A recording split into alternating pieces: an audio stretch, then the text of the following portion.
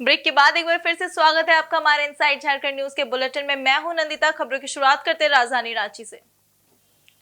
राजधानी रांची स्थित राजभवन में सिक्किम के स्थापना दिवस कार्यक्रम का आयोजन किया गया। इस आयोजन में झारखंड के राज्यपाल संतोष कुमार गंगवार शामिल हुए। साथ ही सिक्किम राज्य से जुड़े लोग जो झारखंड में कार्यरत है उन्हें राज्यपाल के द्वारा सम्मानित भी किया गया। वहीं मौके पर झारखंड के राज्यपाल संतोष कुमार गंगवार ने कहा कि सिक्किम बहुत ही अच्छा राज्य है, वहां पर बहुत कुछ सीखने को मिलेगा, लोगों को जाना चाहिए वहां। मुझे भी सिक्किम जाने का मौका मिला था, जिसका अनुभव काफी अच्छा था।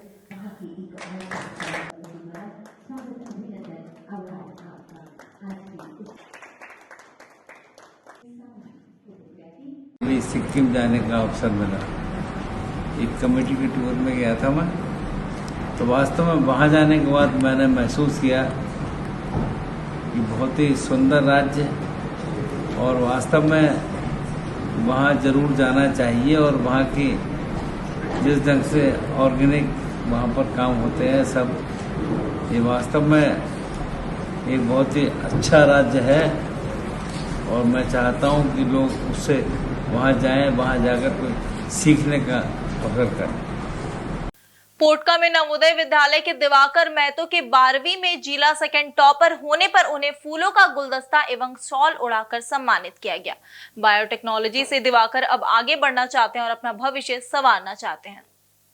पोटका सुदूर ग्रामीण क्षेत्र के रहने वाले दिवाकर महतो को पिछले 14 साल पहले गाजूर संस्था द्वारा फ्री कोचिंग के माध्यम से नवोदय विद्यालय में नामांकन कराया गया था, जिसके कारण आज दिवाकर नवोदय विद्यालय में 10वीं में 94.4% अंक लाकर विद्यालय टॉपर रहा। वहीं 12वीं में 84.2% मार्क्स लाकर जिला का सेकंड टॉपर होने पर गाजूर संस्था के संस्थापक जन्मेजय सरदार द्वारा उन्हें शॉल उड़ाकर सम्मानित किया गया।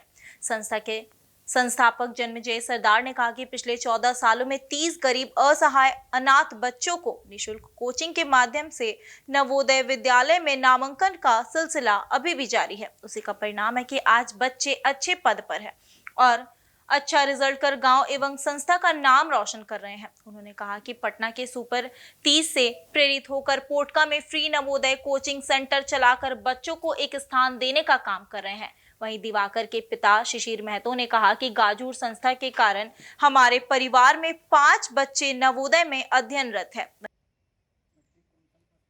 मैं शिशिर कुमार महतो मेरा नाम है, माटको ग्राम से बिलोंग करते हैं और ये मेरा बेटा है दिवाकर महतो।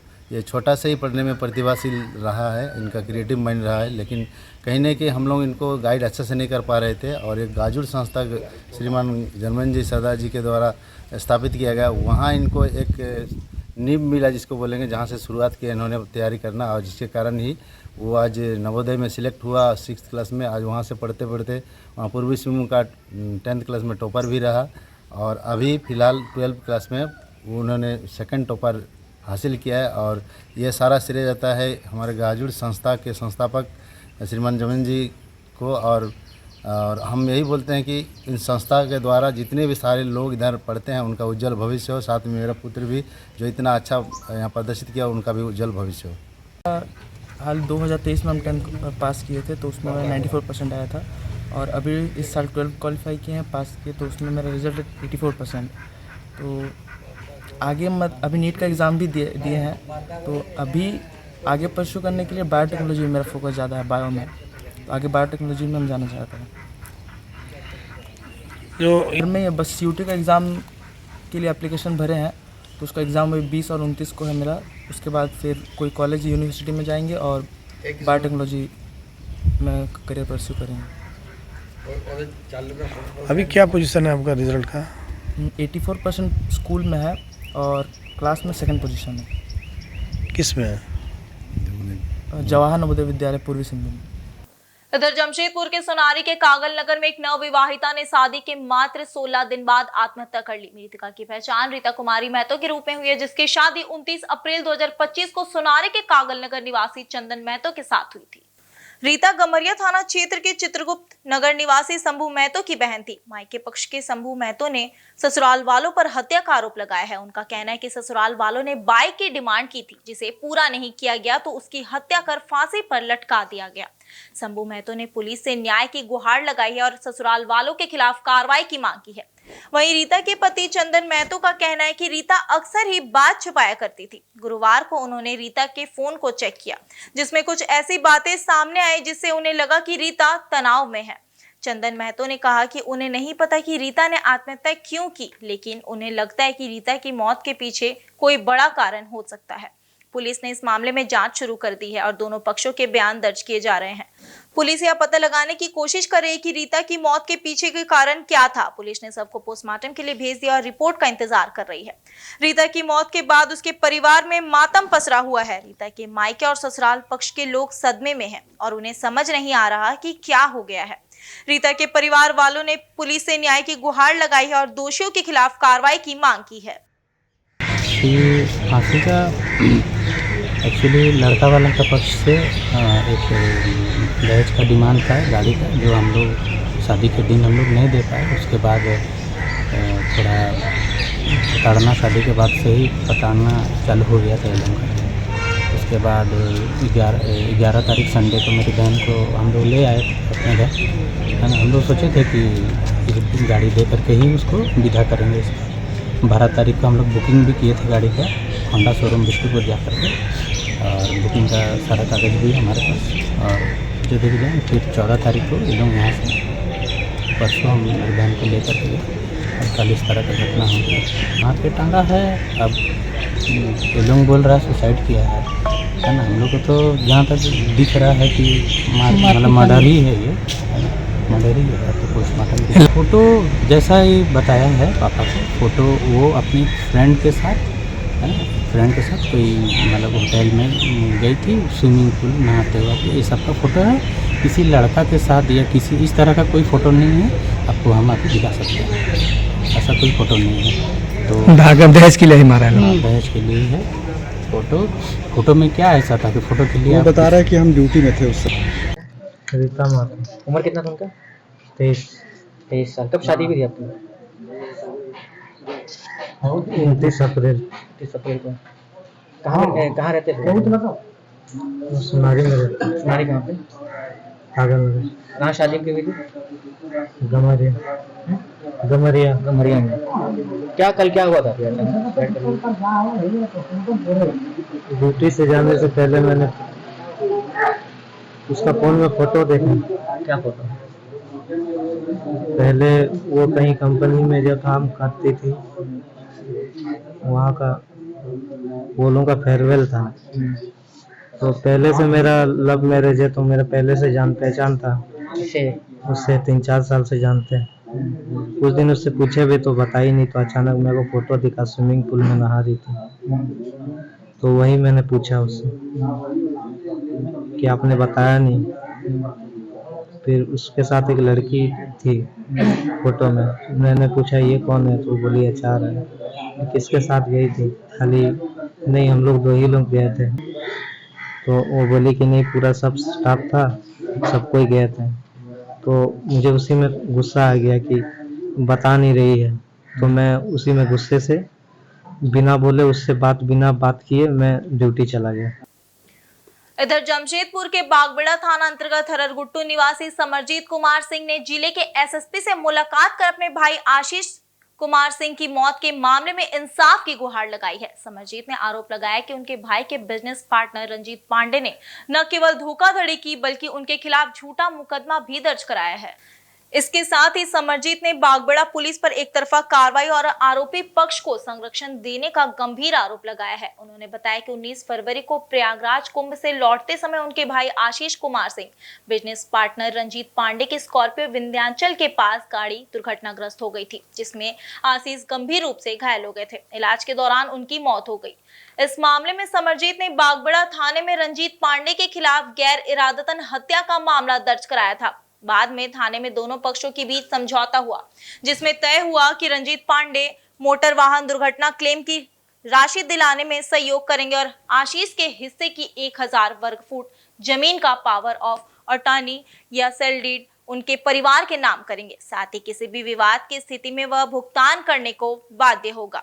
समरजीत का आरोप है कि अब जब वे समझौते के तहत अपना हक मांग रहे हैं तो उन्हें धमकाया जा रहा है। उन्होंने बताया कि रंजीत पांडे ने उनके खिलाफ झूठा मुकदमा दर्ज करवाया है, जिसमें पुलिस की भूमिका भी संदिग्ध है। उन्होंने कहा कि रंजीत के साथ साथ कृष्णा चंद्र पात्रो, सारिका पांडे, आकांक्षा पांडे और अनिल झा द्वारा उन्हें डराने धमकाने का प्रयास किया जा रहा है। परिजनों का कहना है कि वे अब तक शांतिपूर्ण तरीके से न्याय की मांग करते रहे, लेकिन लगातार हो रहे उत्पीड़न के कारण अब एसएसपी कार्यालय की शरण लेनी पड़ी है। थे सीनियर एसपी से मिलने के लिए, आवेदन देने के लिए कि हम लोग को उचित न्याय दिया जाए। मेरा भाई आशीष कुमार सिंह रंजीत कुमार पांडे का बिजनेस पार्टनर था। रंजीत कुमार पांडे षड्यंत्र के तहत मेरा भाई को मार दिया। गलत इलाज करके 15 दिन अपने घर में रख करके उसको केस जब क्रिटिकल हो गया, हमको बताया कि आप दूसरे जगह ले जाइए। हम TMH ले गए, कलकत्ता लेके गए, फिर दिल्ली अपोलो लेके गए। मेरा भाई का डेथ हो गया। हम लोग थाना में FIR करने गए, बड़ा बाबू हम लोग का FIR नहीं लिए। हम लोग को समझौता करा दिया 18 अप्रैल को। समझौता किया हुआ 1 महीना हो गया, समझौते का कुछ पालन नहीं किया जा रहा है। उल्टे हमारा थाना परिसर में बागबड़ा थाना प्रभारी के द्वारा कराया गया, समझौता कराया गया। समझौते में मेरा भाई का हिस्सा वो लिखित दिए हैं कि मेरा भाई का हिस्सा 1000 स्क्वायर फीट का ज़मीन है, वो हम लोग को देंगे। अगर ज़मीन नहीं देंगे तो 20 लाख रुपया देंगे। लेकिन कुछ कुमार पांडे बोले कि हम लिख करके दे रहे हैं, हम उसका हिस्सा है, 1000 स्क्वायर फीट ज़मीन हम देंगे। अगर ज़मीन में कुछ विवाद होगा तो हम 20 लाख रुपया देंगे। मामला 17 मार्च को मेरा भाई का डेथ हो गया। 18 अप्रैल को समझौता हुआ था। 18 अप्रैल 2025 को समझौता हुआ था कि हम देंगे मेरा भाई का चीज़। लेकिन मेरा भाई का चीज़ देने के बजाय उल्टे हम लोग को धमका रहे हैं। और 2 दिन पहले हम लोग पे झूठा FIR करा दिया। कृष्णा चंद्र पात्रो, रंजीत कुमार पांडे, सारिका पांडे, आकांक्षा पांडे, कृष्णा चंद्र पात्रो और अनिल झा, ये लोग हम लोग को धमका रहे हैं। वहीं आजसू पार्टी के प्रमुख सुदेश कुमार महतो की उपस्थिति में रांची स्थित पार्टी मुख्यालय में मिलन समारोह का आयोजन किया गया। मौके पर बड़ी संख्या में विभिन्न छात्र संगठनों के युवा स्टूडेंट, युवा समाज सेवी एवं बुद्धिजीवी ने पार्टी की सदस्यता ली। आजसू पार्टी के प्रमुख सुदेश कुमार महतो ने नए सदस्यों को पार्टी का पट्टा देकर स्वागत किया। वहीं मिलन समारोह को संबोधित करते हुए सुदेश कुमार महतो ने कहा कि नए साथियों का वह स्वागत करते हैं। उन्होंने कहा कि सामाजिक न्याय के लिए युवाओं की बढ़ती भागीदारी को देखकर वे काफी प्रश्न है। उन्होंने कहा कि एक अच्छे माहौल में आजसू पार्टी की एक सुलझी हुई टीम तैयार हो रही है। वहीं पार्टी में सदस्यता ग्रहण करने वाले युवाओं का कहना है कि झारखंड गठन का सपना और विचार अभी भी धरा का धरा रह गया है। उन सपनों को पूरा करने का प्रयास किया जाएगा।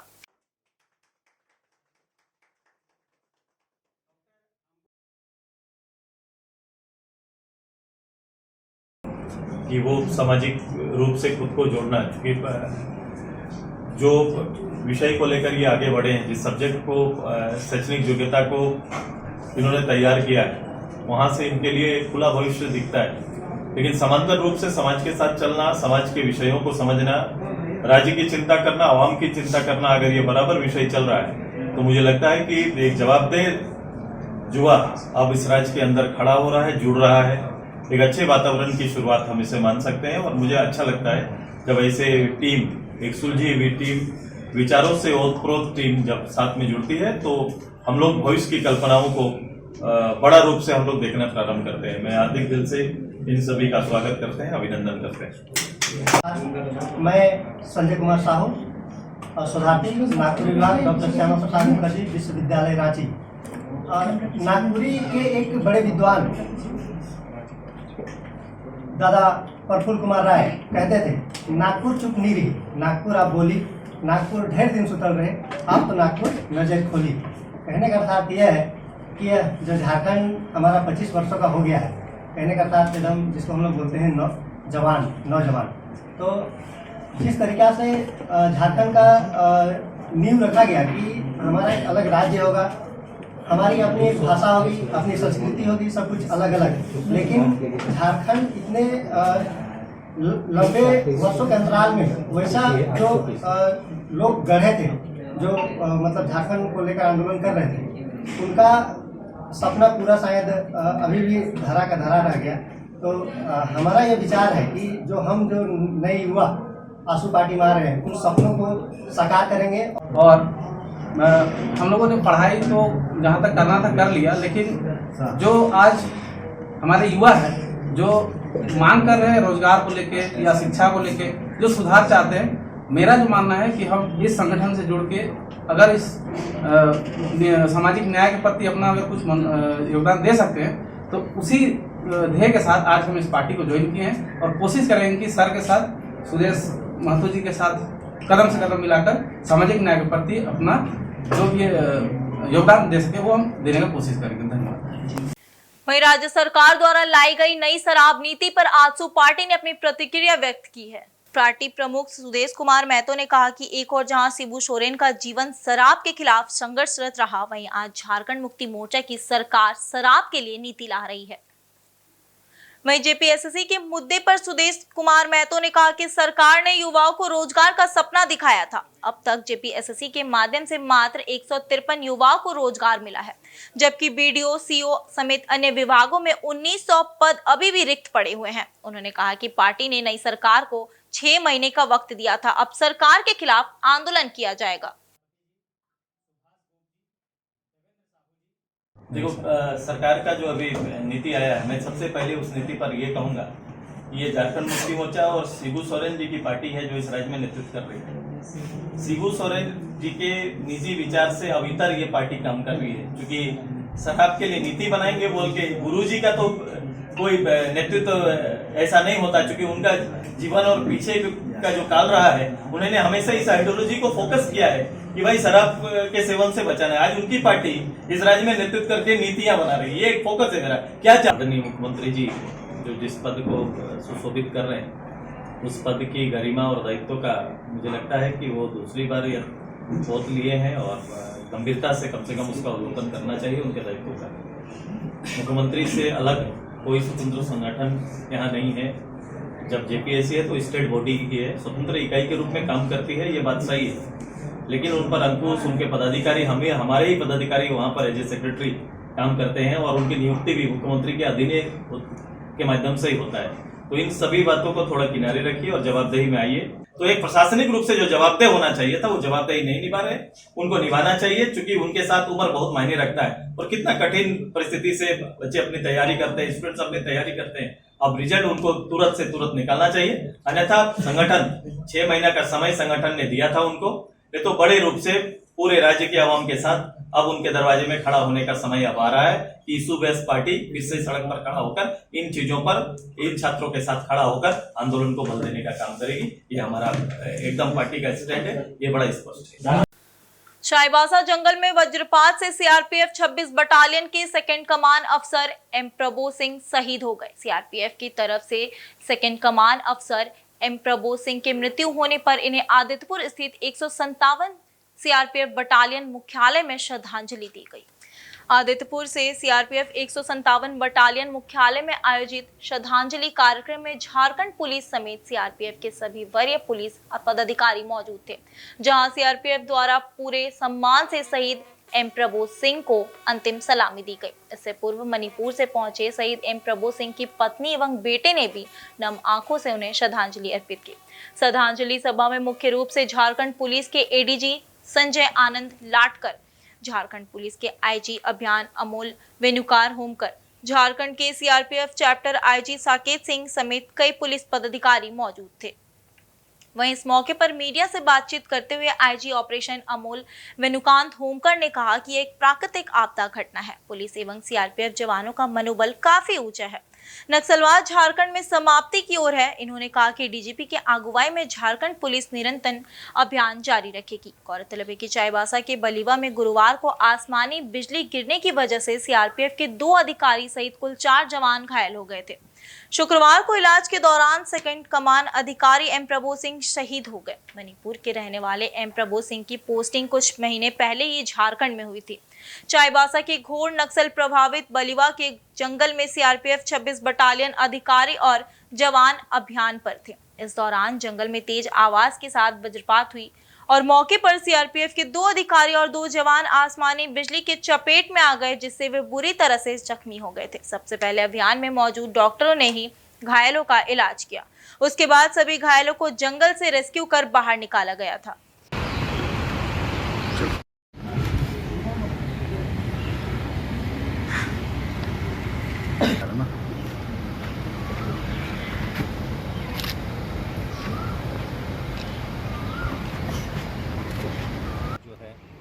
काफ़ी तेज़ बारिश शुरू हुई और ठनका गिरा, जिसमें से जिसमें हमारे जो 4 पदाधिकारी हैं, जिसमें हमारे सेकेंड इन कमांड 26 बटालियन के श्री MP सिंह साहब और अन्य हमारे पदाधिकारी, जिसमें एक असिस्टेंट कमांडेंट और 2 झारखंड पुलिस के पदाधिकारी थे, ये गंभीर रूप से उसमें जख्मी हुए। जैसे ही ये सूचना पुलिस मुख्यालय को और झारखंड सेक्टर CRPF मुख्यालय को प्राप्त हुई, उनके इवैक्यूएशन की प्रोसेस शुरू की गई और काफ़ी ख़राब मौसम रहते हुए भी SP Chaibasa, DIG Chaibasa, DIG CRPF के द्वारा जो है इमीडिएट जो है इवैक्यूएशन उनको कराया गया। जब ये इवैक्यूएशन प्रोसेस चल रही थी तो जो QIC साहब थे, उनकी चूँकि तबीयत थोड़ी ख़राब हो रही थी, तो उनको किरीबुर के सिविल अस्पताल में जाके ले जाया गया, जहाँ पर अनफॉर्चुनेटली डॉक्टर्स ने जब चेक किया तो बताया गया कि वो शहीद हो चुके हैं, उनकी मृत्यु हो चुकी है। जो हमारे 3 अन्य साथी थे, उनको त्वरित रूप से नवामुंडी अस्पताल लाया गया और उनका इलाज कराया गया, और आज सुबह जो है हेलीकॉप्टर से माध्यम से उन्हें इवैक्यूएट कराते हुए उनको रांची बेहतर इलाज के लिए ले जाया गया है। प्रदेश कांग्रेस कमेटी अल्पसंख्यक विभाग ने राज्य में मॉब लिंचिंग से जुड़े कठोर कानून बनाए जाने की वकालत की है। वहीं अल्पसंख्यक विभाग प्रदेश अध्यक्ष मंजूर अंसारी ने प्रदेश कांग्रेस कार्यालय में आयोजित संवाददाता सम्मेलन को संबोधित करते हुए कहा कि राज्य सरकार द्वारा मॉब लिंचिंग से जुड़े बिल को 3 बार राजभवन भेजा गया, लेकिन किसी कारण से उसे लौटा दिया गया। मंजूर अंसारी ने कहा कि मॉब लिंचिंग को लेकर कठोर कानून बने, इसके लिए आने वाले दिनों में बोकारो से राजभवन तक 100 किलोमीटर की पैदल यात्रा करेंगे। मंजूर अंसारी ने कहा कि कानून बनाने की मांग को लेकर गए विधायकों से भी संपर्क करेंगे। उन्होंने बताया कि अल्पसंख्यक विभाग की नवनियुक्त झारखंड प्रभारी जिनल एन गाला आगामी 18 मई को झारखंड के दौरे पर आने वाली है। उनके आगमन को लेकर व्यापक तैयारी की जा रही है। जिस तरह का माहौल बनाया जा रहा है, आने वाला समय अध्यक्ष जी और आदरणीय के राजू जी से हुई है। उन्होंने लेटर लिखने का काम सरकार को कर रहे हैं। अगर जल्दी हमारा एक कानून बनता है तो हम उसका स्वागत करेंगे, और अगर किसी तरह से आनाकानी होती है तो निश्चित तौर पर हम इस आंदोलन को एक आंदोलन का रूप देंगे और हम पैदल यात्रा करेंगे, जिस यात्रा का नाम नया यात्रा होगा। ये कानून सिर्फ क्या अल्पसंख्यक समुदाय के लोगों के लिए बनना है या फिर बाकी लोगों के लिए? अल्पसंख्यक से दूर दूर तक कोई लेना देना नहीं। ये लिंचिंग का कानून ये है कि किसी एक व्यक्ति को 5 से ज्यादा समूह मिल करके उसकी मार मार के हत्या करना, उसको लिंचिंग कहते हैं। और वो लिंचिंग किसी के साथ नहीं।